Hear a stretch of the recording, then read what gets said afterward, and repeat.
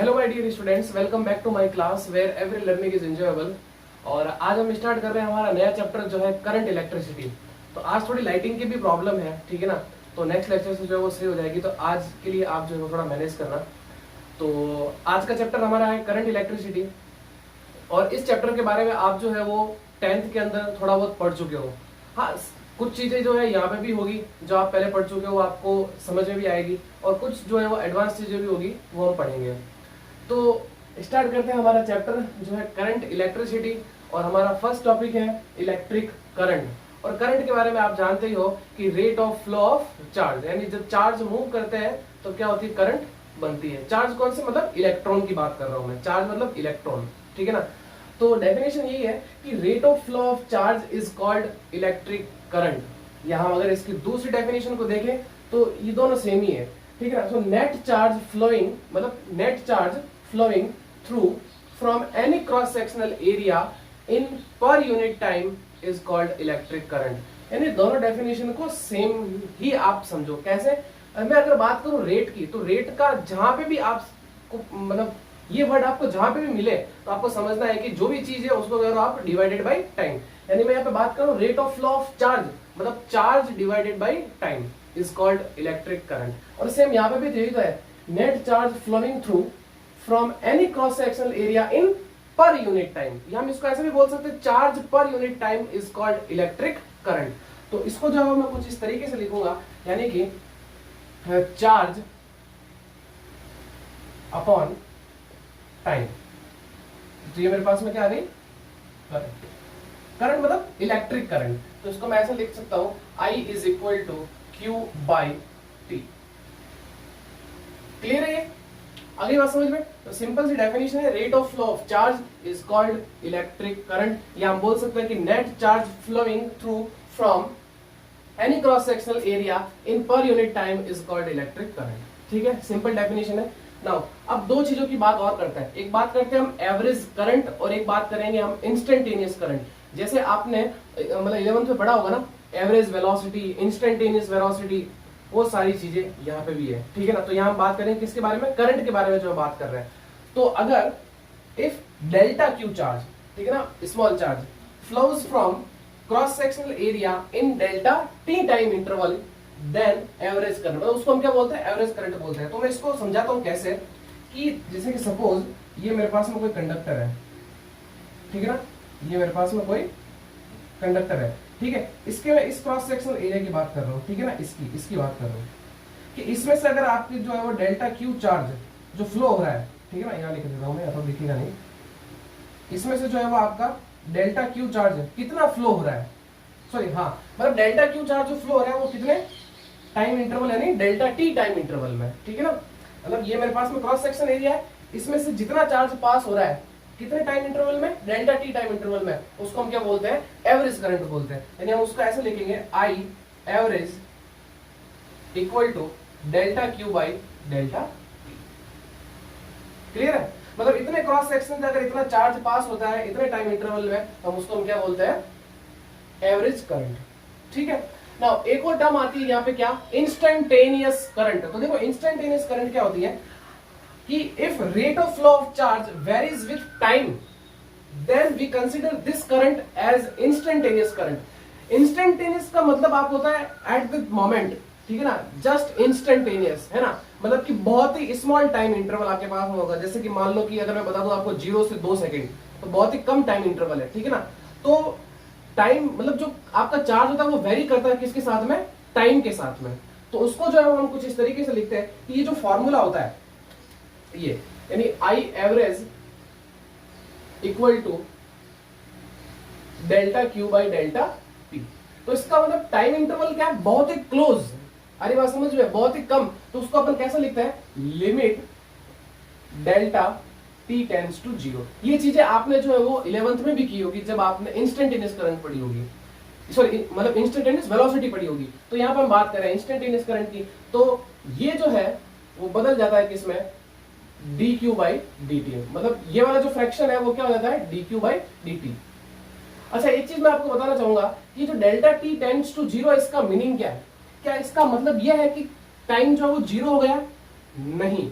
Delta T tends to zero का meaning ये नहीं है कि टाइम की वैल्यू आप क्या लो, जीरो लो। इसका मीनिंग ये होता है कि टाइम जो है वो जीरो की और अग्रसर है।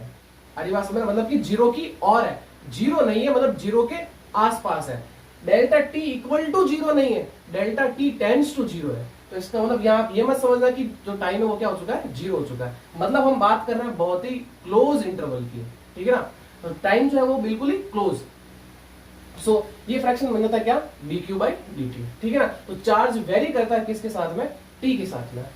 क्लियर है यहाँ तक। नाउ अब बात कर लेते हैं इसके यूनिट की, ठीक है ना। Unit of current, unit of current. तो देखो यूनिट ऑफ करंट क्या आएगी मेरे पास में, चार्ज। चार्ज की यूनिट क्या होती है, कूलम। चार्ज की यूनिट क्या होती है, coulomb, divided by time. Time किसमें होता है, सेकंड। तो यूनिट क्या हुई, कूलम पर सेकंड। और इसी को हम बोलते हैं, इसी को हम बोलते हैं क्या, एम्पियर। इसको हम क्या बोलते हैं, एम्पियर। अच्छा, एम्पियर आपको पता होगा कि ये एक फंडामेंटल यूनिट है। आपने 11th में 7 फंडामेंटल यूनिट पढ़ी थी, उसमें से एक फंडामेंटल यूनिट कौन सी है, एम्पियर है। क्लियर है। तक आगे बढ़ा जाए। अब कुछ चीजें हैं जो आपको ध्यान में रखनी है कि पहली तो ये कि करंट क्या स्केलर क्वांटिटी है या वेक्टर क्वांटिटी है, इसके बारे में हम डिस्कस करेंगे। आ रही बात समझ में, ये भी तो पता होना चाहिए कि करंट स्केलर है या वेक्टर है। तो देखो सबसे पहले, so current is a scalar quantity. सबसे पहले तो आपको याद रखना है क्या, करंट क्या है, स्केलर क्वांटिटी। अभी बताता हूं देखो कैसे है। Because current does not obey vector law of addition. इसको समझाता हूं मैं। अगर मैं बात करूं करंट की, अगर मैं बात करूं करंट की, तो करंट की आपको पता होगी डायरेक्शन होती है, ठीक है, डायरेक्शन होती है और साथ में करंट का मैग्नीट्यूड भी होता है। अच्छा, अगर किसी भी क्वांटिटी के पास अगर डायरेक्शन भी हो और मैग्नीट्यूड भी हो तो वो कौन सी क्वांटिटी होती है, वो वेक्टर क्वांटिटी होती है। बट लेकिन अगर मैं यहां पे बात करूं डायरेक्शन की, तो करंट की डायरेक्शन कुछ भी हो सकती है, कोई फिक्स नहीं होती है, ठीक है ना। यहां पे लिख सकता हूं मैं, नॉट फिक्स। कोई फिक्स क्वांटिटी नहीं होती है, सॉरी कोई फिक्स डायरेक्शन जो है वो नहीं होती है। तो ये चीज बताना चाह रहा था मैं, कहता किसी के पास डायरेक्शन और मैग्नीट्यूड, किसी भी, पहली बात तो वेक्टर की डेफिनेशन तो यही तो होती है, अगर कोई क्वांटिटी जिसके पास डायरेक्शन और मैग्नीट्यूड दोनों हो, वो कौन सी क्वांटिटी होती है, वो वेक्टर क्वांटिटी होती है। बट यहाँ पे बात करूं तो करंट के पास डायरेक्शन भी है लेकिन कोई फिक्स नहीं है, और मैग्नीट्यूड तो जरूर होता है उसका। और अगर किसी के पास सिर्फ मैग्नीट्यूड ही हो तो वो कौन सी क्वांटिटी होती है, वो स्केलर क्वांटिटी होती है। तो इसका मतलब यहाँ पे हम जो है वो ये नहीं बोल सकते कि ये जो है वो एक वेक्टर क्वांटिटी है, ये एक वेक्टर क्वांटिटी नहीं है, ये ध्यान रखना। ये कौन सी क्वांटिटी है, ये स्केलर क्वांटिटी है। क्लियर है यहाँ तक। चलो नेक्स्ट आगे बढ़ जाए। सम ऑफ टू करंट्स, सम मतलब एड, एडिशन है ना, एडिशन ऑफ टू करंट ऐसे पढ़ लो, या sum of two currents does not depend on the angle between them. क्या समझे यहां से, देखो इसको समझाता हूं मैं, ठीक है। यहाँ पर थोड़ा सा इधर मुझे लगता है लाइटिंग की प्रॉब्लम आएगी, लेकिन फिर भी मैं बना लेता हूँ थोड़ा सा छोटा छोटा। तो देखो मान लो इधर से 1 एम्पियर की करंट आ रही है और इधर से जो है वो 2 एम्पियर की करंट आ रही है, और इनके बीच में एंगल जो है वो मैंने मान लिया कितना है, कुछ भी मान लो 45 डिग्री 60 डिग्री जो भी है। तो इसका मतलब रिजल्टेंट हम बात करें तो इस तरफ, तो ये कितना हो गया आपके पास में 3 एम्पियर, 1 + 2 3 एम्पियर। तो यहाँ पे जो है वो हम एंगल पर डिपेंड नहीं करता है ना। एक चीज ये कि अगर कोई भी, चलो इसको समझाता हूं मैं, अगर कोई 2 वेक्टर क्वांटिटी है, ठीक है, और अगर मैं उसका रिजल्टेंट निकालना चाहता हूं तो रिजल्टेंट का फॉर्मूला क्या होता है, R = √a² + b² + 2ab cos theta. ये आपने 11th में पढ़ा है। लेकिन यहाँ पे जो ये करंट है ये तो एंगल पे डिपेंड ही नहीं करती है, ये डायरेक्ट ही क्या होती है, स्केलर टर्म में जो क्या हो जाती है, ऐड हो जाती है। मतलब 1 + 2 = 3। हरी बात समझ, स्केलर ये तो होता है, डायरेक्ट क्या हो जाता है, वो ऐड हो जाती है। बट अगर वेक्टर की बात करें तो वेक्टर का जो रिजल्टेंट निकलता है वो R आपने पढ़ा है, जिसको हम फॉर्मूला निकाला था। मान लो मेरे पास में कोई 2 वेक्टर क्वांटिटी A और B, और अगर वो किसी एंगल पे है तो उसका जो रिजल्टेंट निकलता है वो R = √a² + b² + 2ab cos theta से निकलता है। लेकिन यहाँ पे तो ये डायरेक्टली ऐड हो जाती है। एक और एग्जाम्पल लेता हूँ, एक और एग्जाम्पल से समझो। मान लो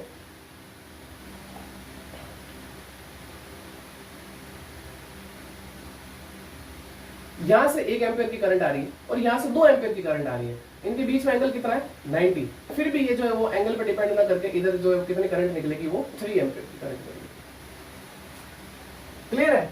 तो ये ध्यान रखना कि जो अगर हम किन्हीं भी दो करंट्स का या उनके मैग्नीट्यूड का अगर हम सम करते हैं तो वो उनके एंगल पर डिपेंड नहीं करता है। तो एक और चीज, एक और नोट पॉइंट आप ध्यान में रखना कि current does not depend on the configuration of wire. Configuration of wire meaning जैसे कि मान लो कोई एक वायर है, कहीं से मतलब पतला है, कहीं से मोटा है, तो वहां पे जो है वो करंट की जो वैल्यू है ना, करंट का जो मैग्नीट्यूड है वो उसके कॉन्फ़िगरेशन पर डिपेंड नहीं करता है। मान लो ये मेरे पास में कोई एक तरह से वायर है, ठीक है ना, इसका ये वाला क्रॉस सेक्शन A1, ये A2, ये A3, ठीक है ना, कॉन्फ़िगरेशन अलग हो गया ना, ये एरिया अलग, ये एरिया अलग, ये एरिया अलग। लेकिन अगर हम बात करो जैसे कि मान लिया मैंने इसमें करंट I1, इसमें I2 और इसमें I3, तो जो करंट की वैल्यू होती है वो तीनों क्या होती है, सेम होती है, ठीक है ना। So I1 is equal to I2 is equal to I3। आगे बात समझ में? तो करंट जो है वो क्रॉस सेक्शन पे डिपेंड नहीं करती है, यानी कि अगर बात करें हम कॉन्फ़िगरेशन पे। क्लियर? सो ये था आज थोड़ा सा बेसिक। इसके बाद में हम जो है वो कुछ दो एग्जाम्पल करते हैं, फिर उसके बाद में हम आगे बढ़ेंगे, हम करंट डेंसिटी के बारे में भी पढ़ेंगे। सो फटाफट टेक अ स्क्रीनशॉट, फिर हम जो है वो आगे बढ़ते हैं।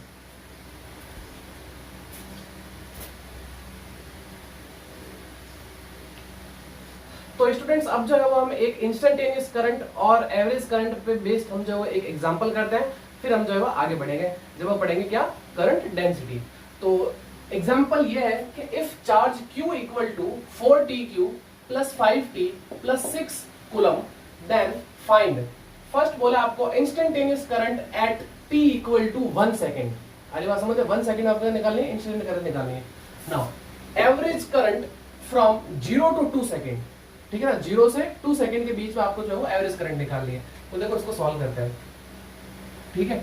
तो सबसे पहले तो आपको Q दे रखा है, तो Q इक्वल टू आपको दे रखा है 4TQ plus 5T plus 6 coulomb. सबसे पहले इंस्टेंटेनियस करंट की बात करते हैं। तो इंस्टेंटेनियस करंट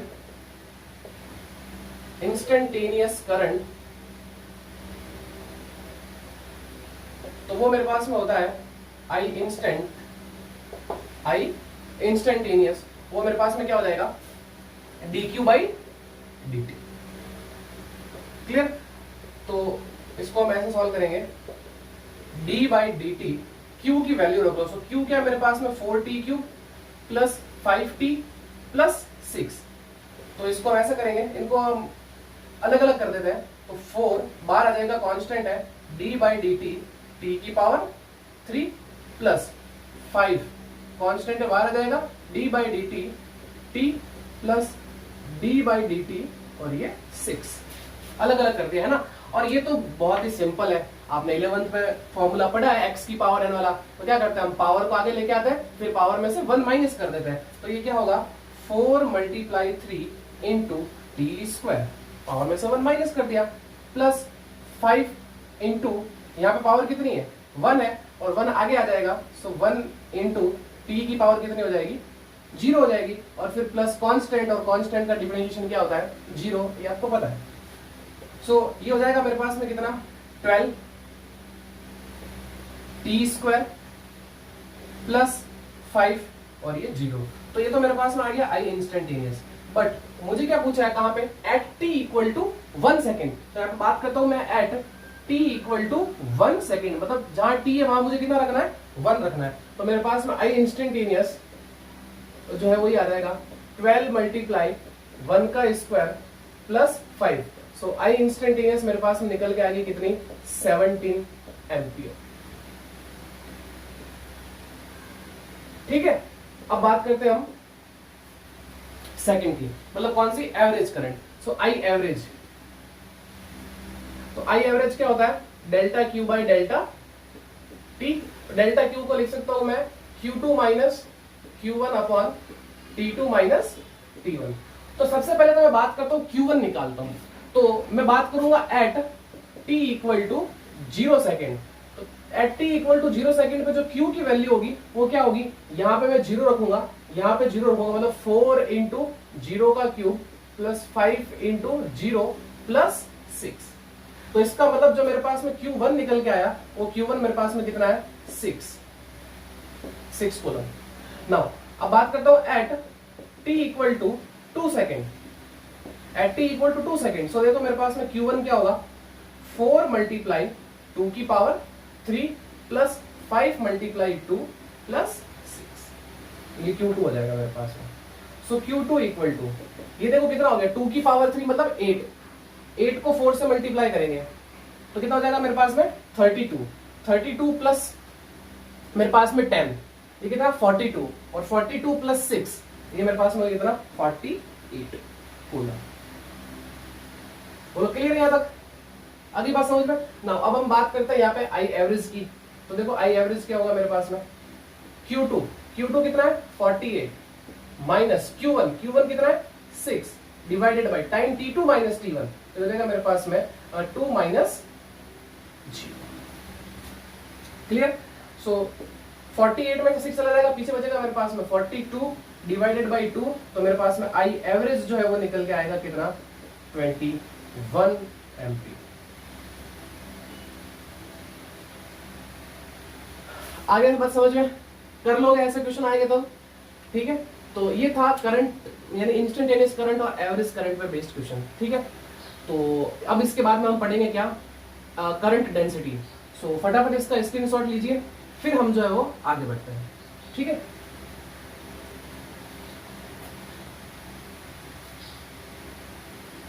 तो स्टूडेंट्स बात करते हैं हमारे अगले टॉपिक की, जो है हमारा करंट डेंसिटी। तो समझते हैं इसको, करंट डेंसिटी है क्या। आपने इलेक्ट्रिक करंट के बारे में तो आपने 10th में भी पढ़ा था और अभी भी पढ़ा है, लेकिन एक नई टर्म जिसका नाम है करंट डेंसिटी, वो क्या होता है उसके बारे में जब हम पढ़ते हैं। तो स्टार्ट करते हैं करंट डेंसिटी को। तो करंट डेंसिटी को मैं समझाऊं कुछ इस तरीके से कि आपके पास में कोई क्रॉस सेक्शन है, ठीक है ना, आ रही बात समझ में, उससे जितनी अमाउंट की करंट जो फ्लो हो रही है परपेंडिकुलरली, आ रही बात समझ में, एरिया के परपेंडिकुलरली जितनी करंट फ्लो हो रही है per unit cross section area is called current density, ठीक है। So the amount of current flowing perpendicularly per unit cross section area of a material is called current density. For example मैं आपको ऐसे समझाता हूं इसको। तो देखिए ये मेरे पास में कोई क्रॉस सेक्शन है, ठीक है ना, ये मेरे पास में क्या है, कोई क्रॉस सेक्शन है, ठीक है। इससे जो परपेंडिकुलरली जो करंट निकल रही है, ये अगर मैं बात करूं इसके एरिया की, तो एरिया की डायरेक्शन इस तरफ ही तो होगी, आ रही बात समझ में, और करंट की डायरेक्शन इसी तरफ है, ये करंट की डायरेक्शन है, आ रही बात समझ में। तो the amount of current flowing perpendicularly per unit cross section area is called current density. तो हम इसको फॉर्मूले में कुछ इस तरीके से लिखेंगे, J equal to I upon S, ठीक है। करंट डेंसिटी को किससे अपन शो करते हैं, J सिंबल से, ठीक है ना। चलिए अब बात करता हूं कि मैं if delta I be the current, बहुत ही छोटी, बहुत ही small, if delta be the current flowing through the area delta S, then the average current density. तो एवरेज करंट डेंसिटी क्या हो जाएगा मेरे पास में, J एवरेज इक्वल टू ये हो जाएगा मेरे पास में delta I upon delta S. जैसे हमने एवरेज करंट पढ़ा ना, सेम वैसे ही क्या करंट डेंसिटी, ठीक है। और जो इसकी डायरेक्शन होती है, करंट डेंसिटी की डायरेक्शन होती है, वो क्या होती है, in the direction of electric current. जिस तरफ करंट है उसी तरफ क्या है, करंट डेंसिटी भी है, ठीक। और अगर बात करूं मैं इंस्टेंटेनियस करंट डेंसिटी की, तो आपको पता है कि जो J एवरेज का फॉर्मूला होता है उसमें हम क्या लगा लेते हैं, limit delta S tends to 0, because नीचे क्या डेल्टा एस तो है, तो ये हो जाएगा मेरे पास में delta I upon delta S. So यहां से मेरे पास में J इंस्टेंटेनियस, अब बात कर रहा हूं मैं यहाँ पे किसकी, J इंस्टेंटेनियस। तो J इंस्टेंटेनियस मेरे पास में होगा, वो निकल के आएगा क्या, D I by D S. आइए बात समझ, मतलब कि एरिया क्या हो, बिल्कुल ही छोटा हो, बहुत ही क्लोज इंटरवल, ठीक है ना। हम बात करते हैं मतलब कि डी एस का मीनिंग क्या है, कि जो आपका एरिया है वो क्या कर रहा है, वेरी कर रहा है बहुत ही स्मॉल वैल्यू के साथ में, ठीक है ना। तो ये हो गया मेरे पास में क्या, करंट डेंसिटी। अच्छा, अगर मैं ये मान के चलता हूं कि करंट जो है वो परपेंडिकुलर फ्लो ना होके कोई एंगल बना रही है ना, ये मान लो ये मेरे पास में कौन सी ओरिजिनल पोजीशन थी, ये वाली पहले वाली। अब मैंने क्या किया, थोड़ा सा एरिया मतलब थोड़ा सा जो ये क्रॉस सेक्शन था उसको मैंने घुमा दिया, तो इसका मतलब यहां से जो एरिया की डायरेक्शन है वो क्या है, इस तरफ होगी ना, ये परपेंडिकुलर। तो इसका मतलब ये मैंने मान लिया कि ये क्या है, इसकी आई लिख लेते हैं तो, ठीक है। यहाँ चलो डेल्टा ही रहने दो, इसका एरिया जो एरिया की डायरेक्शन है वो क्या होगी, इस तरफ ही तो होगी, जस्ट इसके परपेंडिकुलर। ये ऐसे रखा है तो एरिया की डायरेक्शन परपेंडिकुलर, मैंने आपको बता रखा है ना, जब हमने गॉस लॉ पढ़ा था मैंने सबसे पहले ही बताया था एरिया वेक्टर। तो एरिया वेक्टर की जो डायरेक्शन होती है वो प्लेन के जस्ट परपेंडिकुलर होती है, ठीक है, उसके सरफेस के जस्ट परपेंडिकुलर। तो ये डेल्टा एस, तो इनके बीच में जो एंगल है, इनके बीच में ये जो एंगल है वो क्या है, थीटा। इनके बीच में एंगल क्या है, थीटा। तो अब मुझे ये बताओ कि हमें कौन सा चाहिए, हमें क्या चाहिए कि जो करंट है वो उसके एरिया के परपेंडिकुलर निकले। तो हम क्या करेंगे, इस वेक्टर को, एरिया वेक्टर को हम क्या करेंगे, दो परपेंडिकुलर कंपोनेंट में डिवाइड करेंगे। बिकॉज वेक्टर को हम क्या कर सकते हैं, दो परपेंडिकुलर कंपोनेंट में डिवाइड कर सकते हैं। तो इसका मतलब इसका एक कंपोनेंट तो आएगा इस तरफ, जो होगा क्या मेरे पास में डेल्टा एस कॉस थीटा, और एक कंपोनेंट आएगा इसके जस्ट नीचे, वो क्या होगा मेरे पास में delta S sine theta. Clear है यहां तक? तो अब मुझे ये बताओ, इसमें से जो रेस्पॉन्सिबल होगा जो करंट डेंसिटी के लिए, वो कौन सा होगा, वो डेल्टा एस कॉस थीटा ही तो होगा, डेल्टा साइन थीटा थोड़ी होगा। डेल्टा एस साइन थीटा नहीं होगा, डेल्टा एस कॉस थीटा होगा। बिकॉज क्यों, क्योंकि ये वाला जो कंपोनेंट है वो इस करंट के जस्ट परपेंडिकुलर है। हम ये बोल सकते हैं कि करंट जो है वो इस कंपोनेंट के परपेंडिकुलर है। तो जो मेरे पास में अब फॉर्मूला बनेगा वो ये बनेगा कि J equal to delta I upon delta S cos theta. Clear है यहां तक? आगे बढ़ा जाए।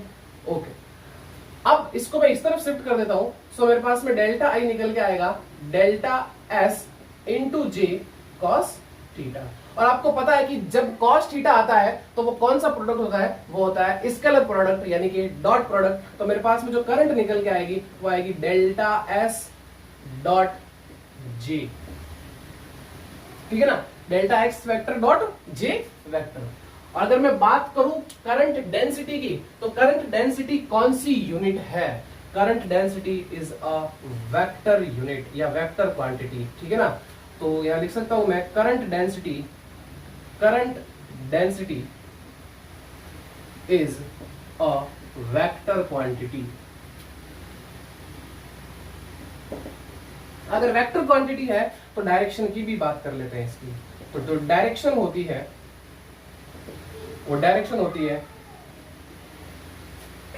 इन द डायरेक्शन ऑफ, इसको मैं ऐसा लिख सकता हूं, ऐसा लिखता हूं मैं, the direction of current density, the direction of current density is in the direction of electric current। तो जो करंट की डायरेक्शन होती है उसी डायरेक्शन में क्या होती है मेरे करंट डेंसिटी। क्लियर? एक चीज और, अब बात करते हैं इसकी यूनिट की। तो देखो यूनिट क्या निकल के आती है, अगर मैं बात करूं इसके यूनिट की, तो unit of current density, unit of current density, तो देखो क्या होगी मेरे पास में यूनिट ऑफ करंट डेंसिटी। सबसे पहले तो यहां पे आ जाओ, तो यही दे दो, मतलब कहीं से भी ले लो, आई यानी क्या, करंट किसमें होती है, एम्पियर डिवाइडेड बाय एस यानी क्या, एरिया, और एरिया किसमें होता है, मीटर स्क्वायर। सो इसकी यूनिट होती है ampere per metre square. Clear है? सो आई होप आपको करंट डेंसिटी भी जो है समझ में आ गया होगा। तो आज के लेक्चर में इतना ही। नेक्स्ट लेक्चर हमारा सबसे इंपॉर्टेंट होने वाला है, जिसमें हम पढ़ेंगे ड्रिफ्ट वेलोसिटी, और ड्रिफ्ट वेलोसिटी का रिलेशन पढ़ेंगे हम किसके साथ में, करंट के साथ में। तो आई होप आपको आज की वीडियो में मजा आया होगा। तो इसी तरीके से चैनल को ज्यादा से ज्यादा मतलब जो है वो शेयर करिए, चैनल को सब्सक्राइब करिए और वीडियोस को लाइक करिए। मिलते हैं नेक्स्ट वीडियो में, तब तक thank you and good bye.